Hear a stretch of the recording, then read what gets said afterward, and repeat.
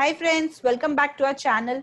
Today we will be discussing the new circular issued by the Income Tax Department, that's circular number 12 stroke 2020 dated to 20th May 2020, which has clarified certain topics related to section 269 SU of the Income Tax Act.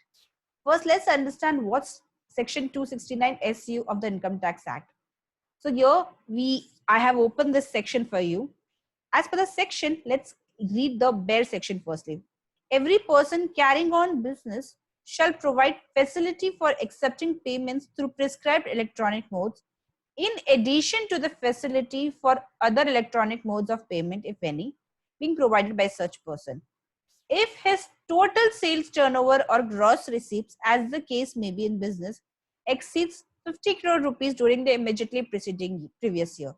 So firstly, this section clearly says that this is applicable only if his total sales turnover or gross receipts of the business exceeds 50 crore rupees during the immediately preceding year.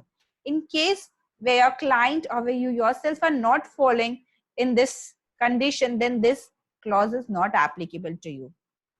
However, there are many companies who fall into this criteria and have a turnover or gross receipts of more than 50 crores in the preceding year. As per this section, government has said that apart from the existing electronic modes available to you, you should also have the prescribed electronic modes as specified by the government also as a mode of making the payment to you. These electronic modes were prescribed by notification issued on 30th December 2019, which was effective applicable from 1st day of January 2020. As per this notification, the three modes specified were debit card powered by RuPay, Unified Payment Interface also known as UPI or Bheem UPI, Unified Payment Interface Quick Response Code also known as UPI QR code or Bheem UPI QR code. It was observed that companies who were selling their products online, for example, a cosmetic company sells many of its products online to its customers directly, were having B2C transactions, and these three methods were useful to them as they could collect the payments easily. Further, the intention of the government was to ensure that money is routed through electronic channels rather than the cash. They wanted to avoid cash transactions to ensure that the money or the transaction is recorded in the business and taxes paid on the same to the government. However, companies who or businesses who were dealing only in B2B transactions were facing difficulties in transacting or routing their transactions to these three channels. The three channels specified by the government had a limitation of transferring only a certain amount of payment through these channels per day per transaction. In case of B2B transactions, which were running into lakhs and crores of rupees, it was not possible to use these three modes of transaction, and the old methods of NEFT, RTGS, IMPS, and checks were only used.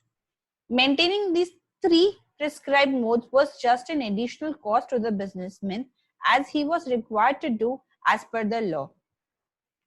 Considering and understanding the situation faced by the businessmen, government has issued now this circular number 12/2020, wherein they have clarified that in case if a person is having only B2B transactions and 95% of those transactions amount is collected through any mode other than cash, then such businessman is not required to maintain those three modes of acceptance of payments. They can continue with the old payment methods of NEFT, RTGS or checks or IMPS.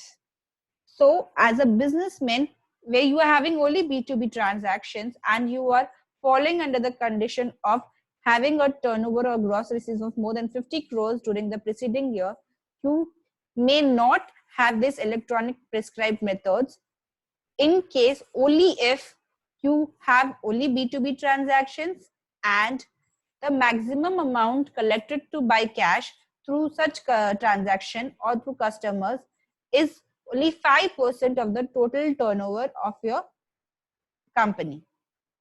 I hope, friends, this circular is quite clear to you. And it may help you in carrying out your business and audit of your clients. In case if you have any queries related to the topic, please write down in the comment section. And yes, don't forget to like, share, and subscribe to our channel. Thank you.